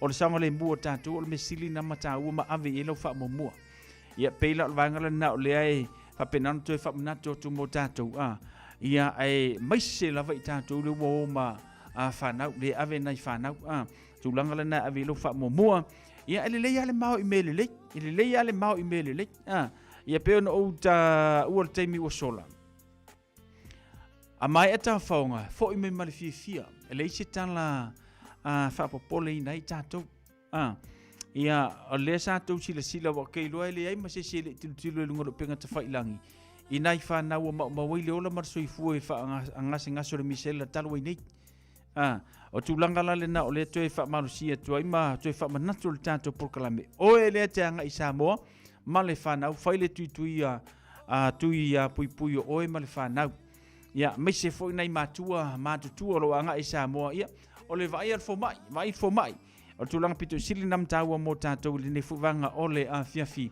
ia o sa pena ma tatou fa sa ni atu ia mo fainga malanga me se lava le tatou o tunu I Samoa le si vaenga vai lo kusfola sole o amera kusfola sia kilo kusfola o ka ko pe ia lima le ono masina o le au ngala kusfola lima le ono masina na tutoi wa te tau ana te whaafaulo kusfola. Ioi. Le ma wale vanol temili nei. Ia o ngai masinga fau e kelen kapungi ofisa. Ia a mesi alava le ofisa o le konsula o le malo o tātou. Ia o le vai teimi foile na.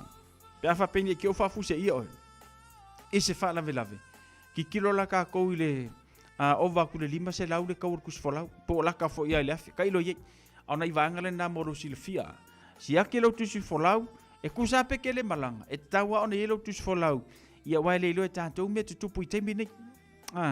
ne te ua tupu mai se whalavalava i sisi o lo ainga Samoa ana te fialu anga ki kango aku lo kusifolau wala lele la e vele te lo kusifolau ia ngai lo vesi yang i vaenga lina ai kango aku ka o lo kusifolau o leva nga expire le lua fesu markas ia pe leva expire le lua fesu ful malvaru o ka ko le la sa le lua fe male lua fe malvaru lua fe luongo e va ele e faisi umi tulanga lana i tatou siaki lo kusifolau fa mole ina ia kupu mai se whalavilave au lai te lava tāpena.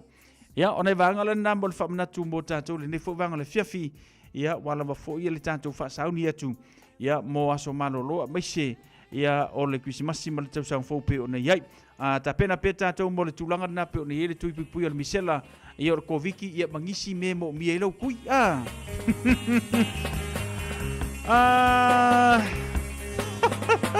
Nusu tol minuta taraiva.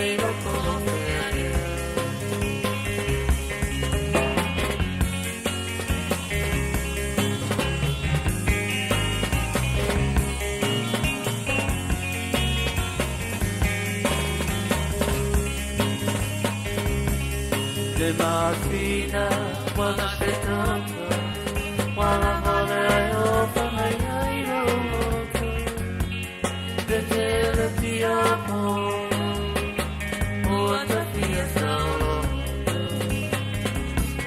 Tu mamma, si mi hai tu mamma, o le como ni no atoio ma fai no.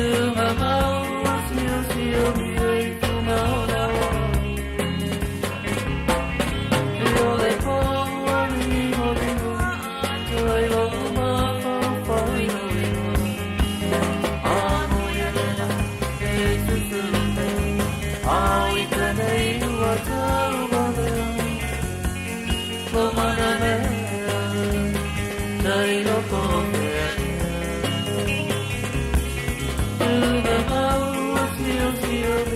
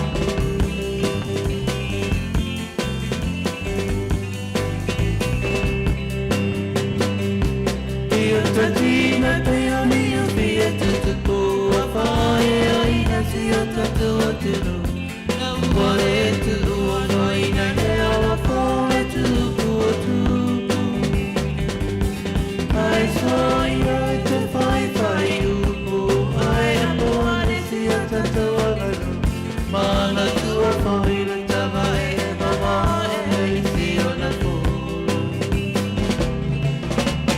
Ele so fu ole sami. Sei lo mai anima no si ole matani. O te na te sei tu ia le petine ai.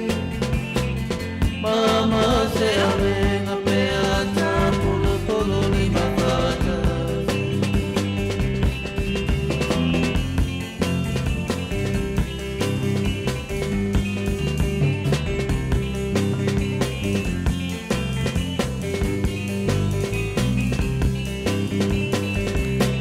Samoa e mana tua, o nai leo leo ala i doa, i le kui kuinga, o tau ala la whana. Ai a tu susuena, aua e o soilo wita, ai ngā loia o ele i ofi pe a pulu mena. Awelo tofi e ua e mafua matanu, me fua ma o sarona, oe o le puna le panona. I leo leo e o Samoa, pei pei a o le nai noa na tau tolai. Leo tia whai mapine o si o tofi. Ele so fua ole sami. Sei lo mai anima no si ole matani. O atunu kole a sei tu i ole petine ai. Mama se avena peata pulu pulu i mafata.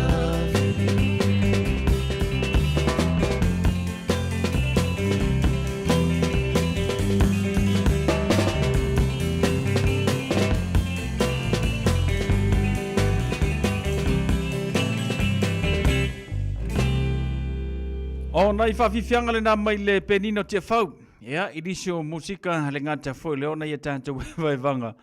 O le nei waiwanga na whiawhi mali tautua le radio Samoa sa furu lima iwa tolu a mo.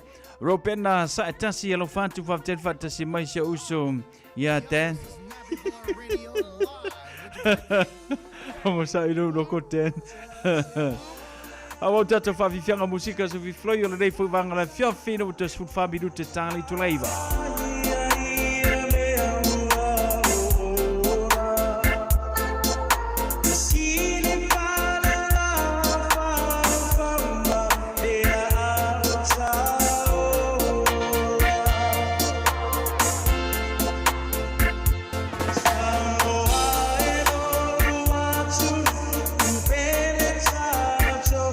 Fama, loro, si pe ai le ola.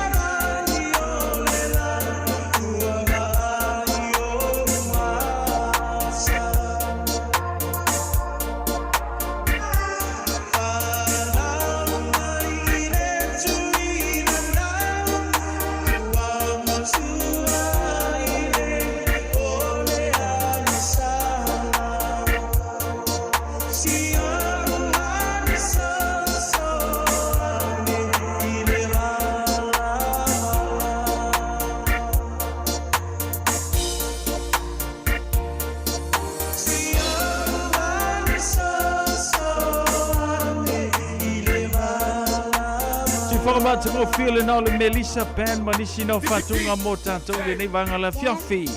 A wala whantua ia Ropena sa e tasi le ngata fo i le Ropeta pele masina. Ma lo le soi fu maruia whaatele whaatasi mai i tātou e wanga. Ea o le nei fo ia fiawhi lona a sotofi.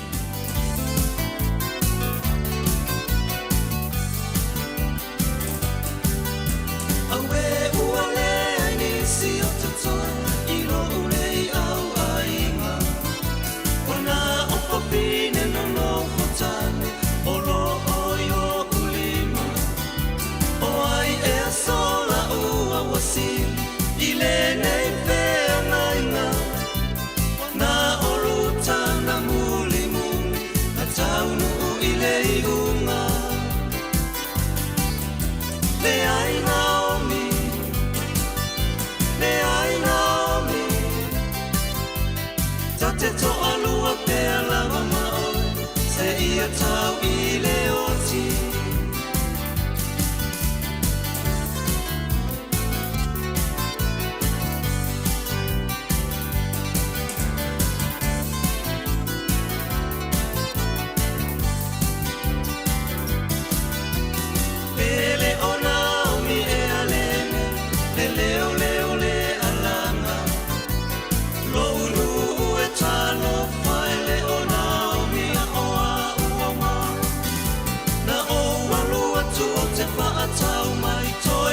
mai male mativa wa ave sei le tua mea uma saio nei lima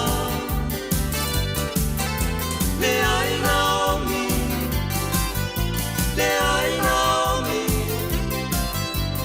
tate to alua pe alava mao se ia tau i le oti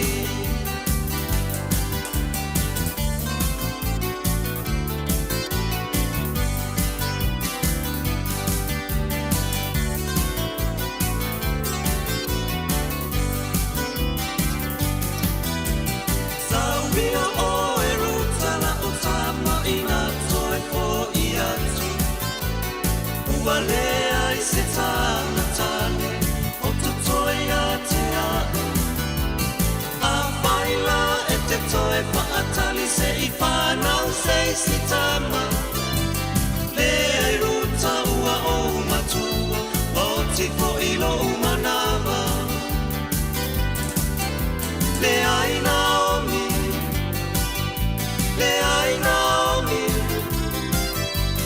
Tate to alua pe alava maoe Se ia tau i le oti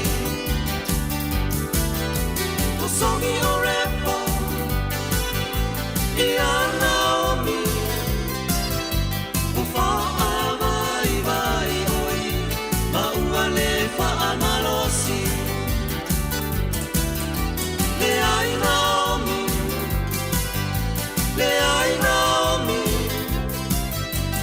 Tate to alua pe alava maoe Se ia tau i le oti Tate to alua pe alava maoe Se ia tau i le oti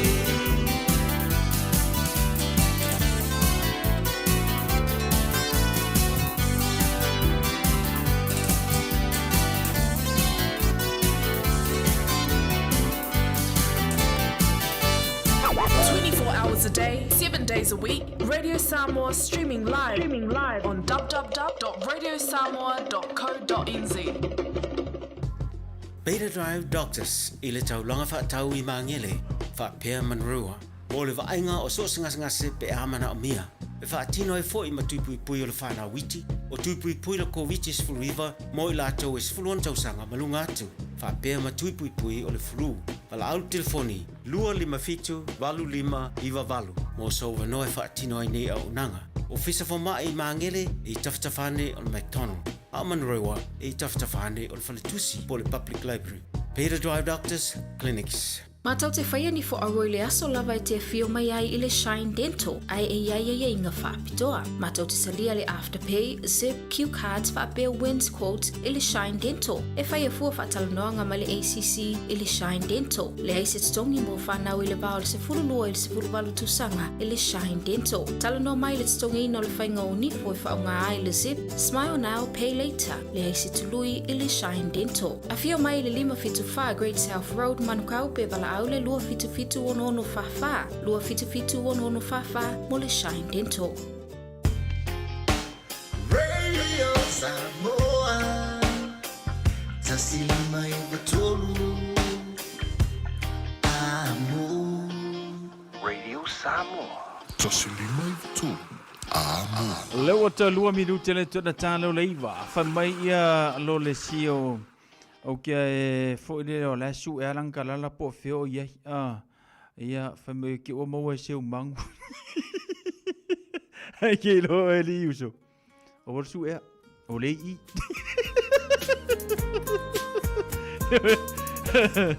O le su e mena u kalala lau ke kulia koe la koe whai mese mai pu kofi. Mena le, oke popore, kari au mama i kalala o lea sek yalla mkua. 2 minute tare tula iwa. Tato whawhiwhianga musika su whiwhilo nea whiawhilo whatu so alo le sio leota. Whawtele whatas mai le fo ia whiawhi. E lungo le tātou YouTube channel ma tātou e wanga ma tā whaunga. Tau tu tauna le telo whi amngaruenga o le nei fo i aso. Sa o matainga o e pea e savali I le ala. Pata ua le e mo ia o le tau sala. Lola le lei ma o foliga ata ata. Fofoga mali e malu fo I lau tau sala. Aua e te ata mai suga po maua e. Le lumana I e tailo po o fea e. Ua fai gata tiga ole o lagane. Ole faa maoni o se mea ua siri o na lele.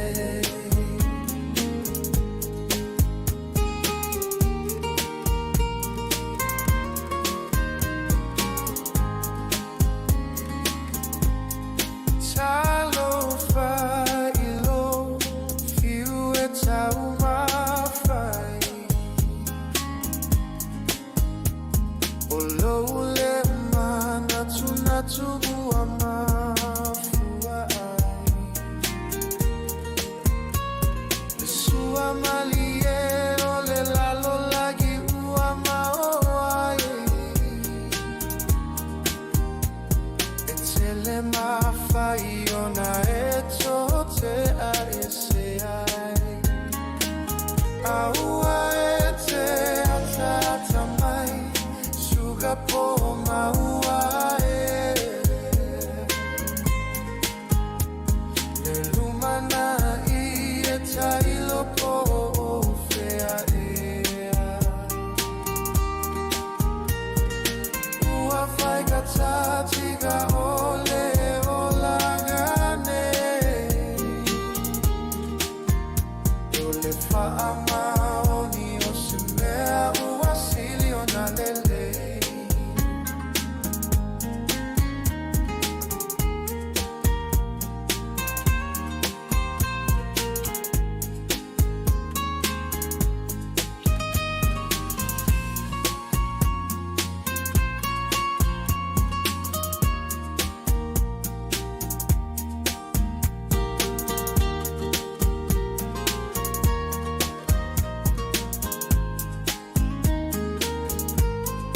Talo failo, fiu e tau mawhai. O lou le mana tunatu ua mafua ai. Le sua mali e o le lalo lagi ua e maoai. E tele mawhai ona e to te a e se ai. Aua e te atata mai suga po maua e. Le lumana I e tailo po fea e. Ua fai gata tiga ole o lagane. Ole faa maoni o se mea ua sili o na lele.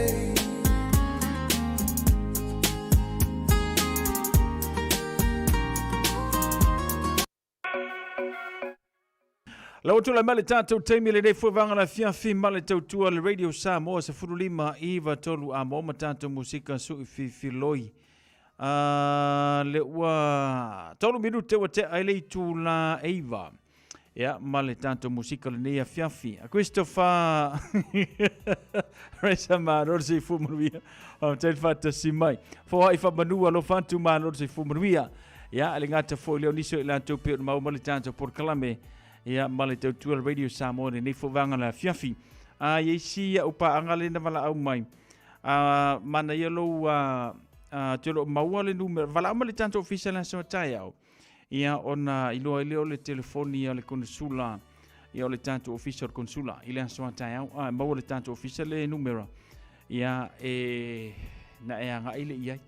Le ia lo mau i me le anga ia modisi vanga te fia malamlama tilian. Paule meo le tus for lau New Zealand le te le pa pete fialu le one way e ile stamp te tau na faia ile consula official consulo Samoa pe fa pete passport New Zealand ia fa pe fo na fa ngalo passport Samoa le se meo ia ai mo o mia le faio le stamp le na ia ai mo nisi fa matalanga te fia maramlama tile mana ia lo wanga ile official consula ia o Samoa ile so ata ole I mangili ia wa ke longa ke la kala ko I wale te I papatoi ia peli mas furu minute o ia ona e sila fia ile o tulanga na wa ini so ita to le fai mai e fia o ile umi e ono masina ia anga ia yo pe ia la e fai ona fai le stamp le na I lotus folau ia ona e anga ia ia le one way me fainga eru le one way pe fa pe tongi le fai le stamp le na lo tus follow anga ila ia I vanga na ia silingia le official consula o Samoa ia ona e maramlama le tulanga le na ai fa pe te fialu ile umile na ele fainga elu se one way pe fa pe te passport New Zealand ia passport Samoa fai ona fai le stamp le na ia ona fa fai le na elu le one way lo te tala no le tangata fo le no fo ma ni New Zealand au ka ko le ngei fo le ua kausanga ma le lua kausanga o vai nge ioi e pulia e ke alua I lo passport nga la kule ma e alua ia al mena nga sa ko ma singa le ko kausanga e ngofo fo nge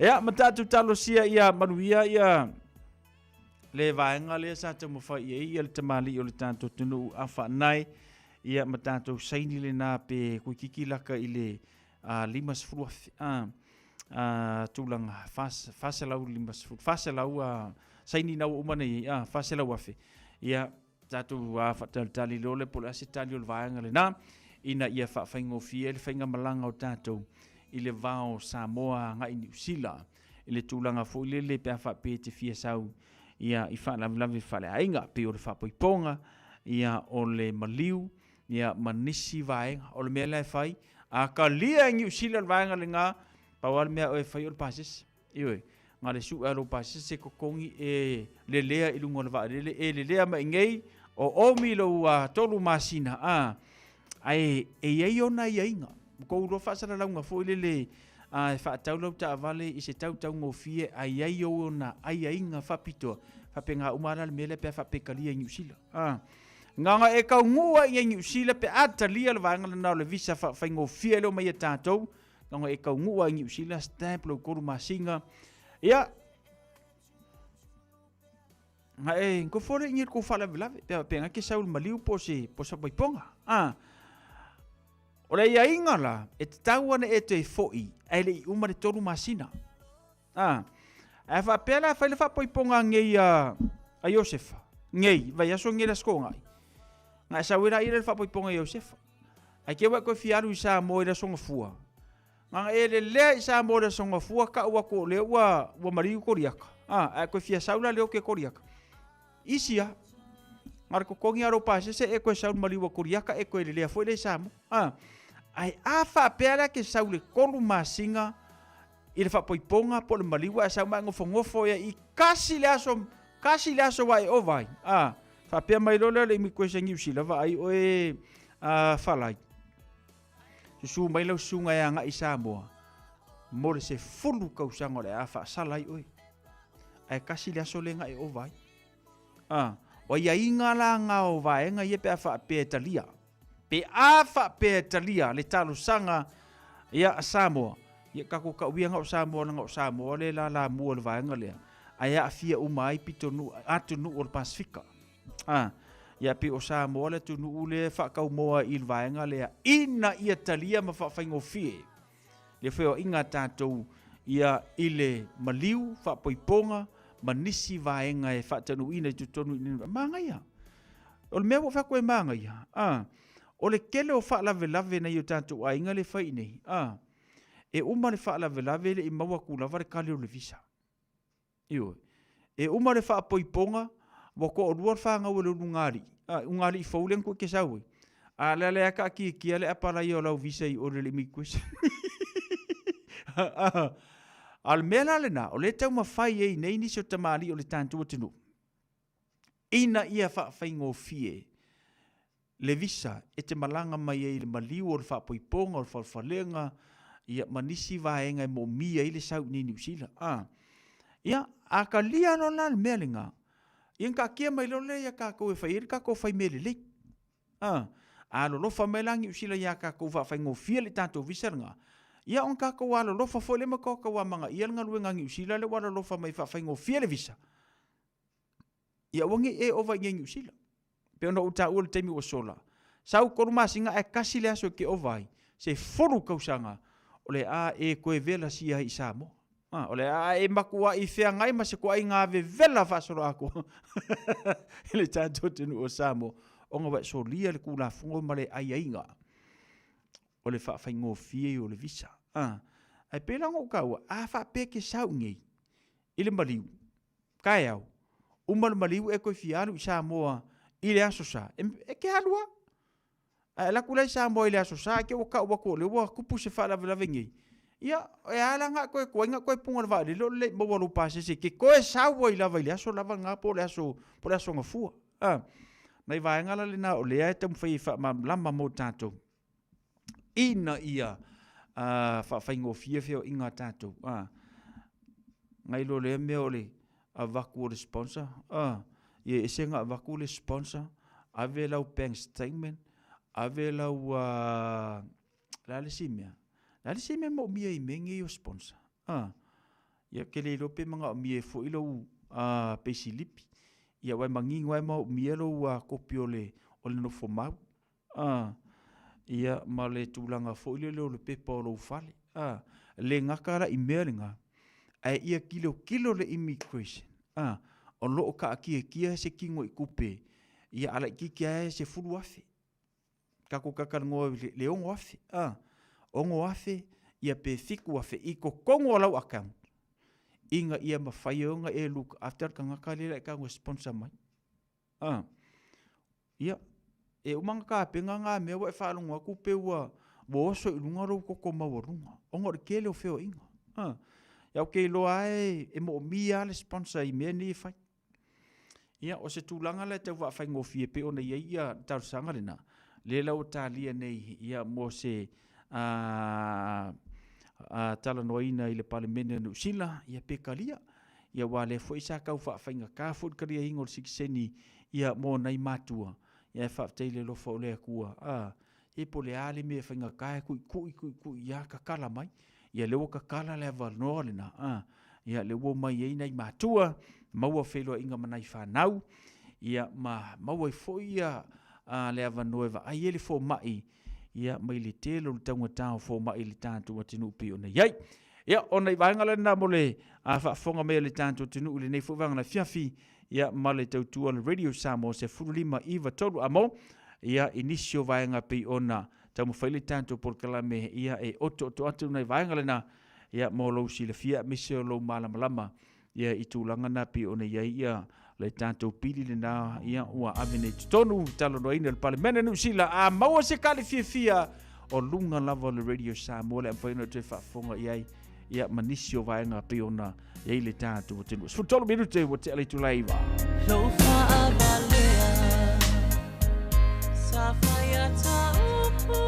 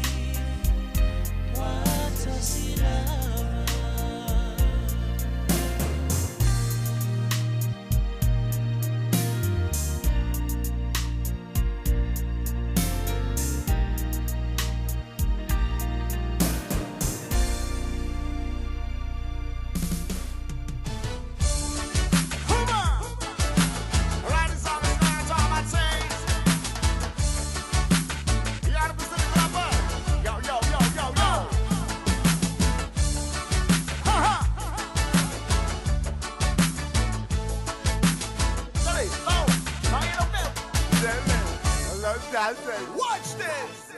Eva na kingi makama yo so I lo via ada. Siba fa au maponge wa eleilo ai so le soke. Saluma ile kafa o ma eleilo so lo ka songa. Kolulo ngai au fanu amakalo ngati kau au. Emi mikai kanaka awa ole ma fo isaupanga. Songa alekoya inga Eva Aneloa It's a more Pacific love E lavana musica E pa seki seki ai sole au fika Wana pa tunga pa au na poli E pa ai vai so te Ai awane inga lo olepo E umani fo iwa toya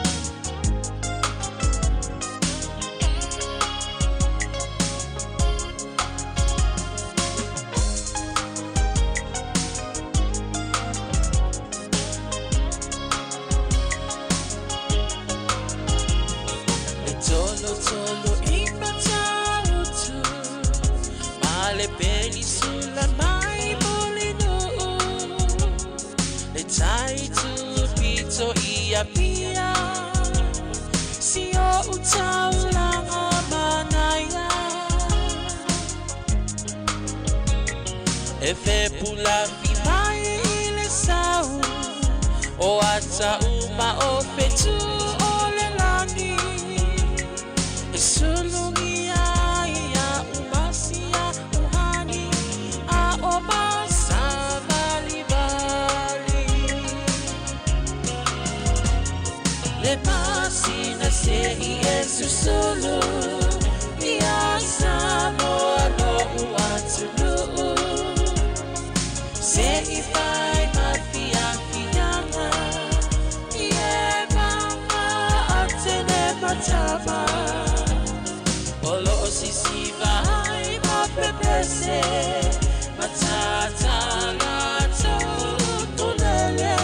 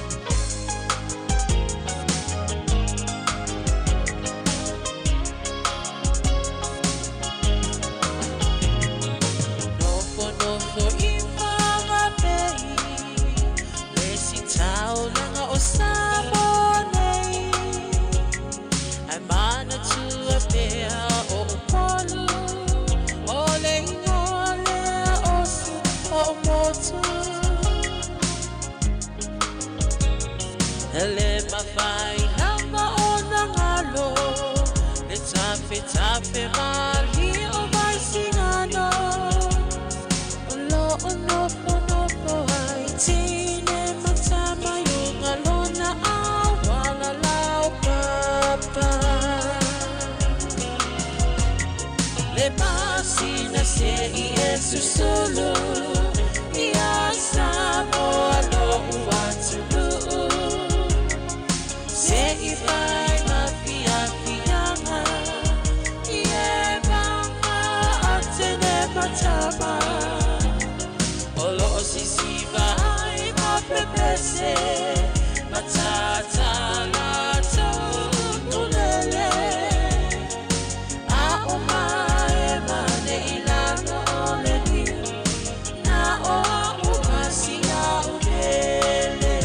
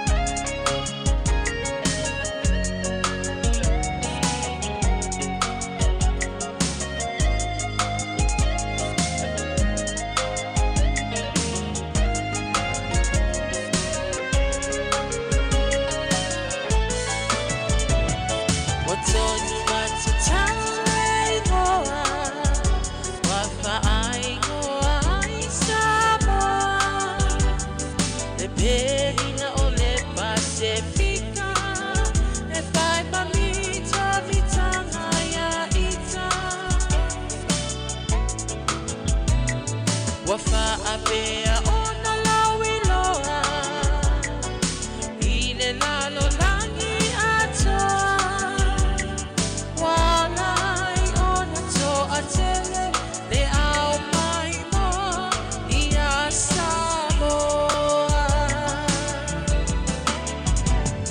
Le masina se I esu sulu Ia Samoa lo uatulu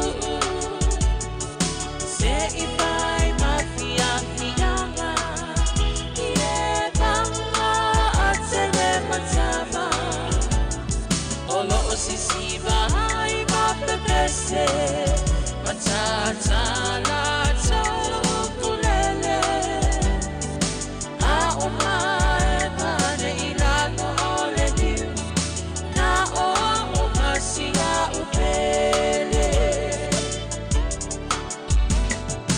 A umae mane ilano ole niu Na o umasi a upele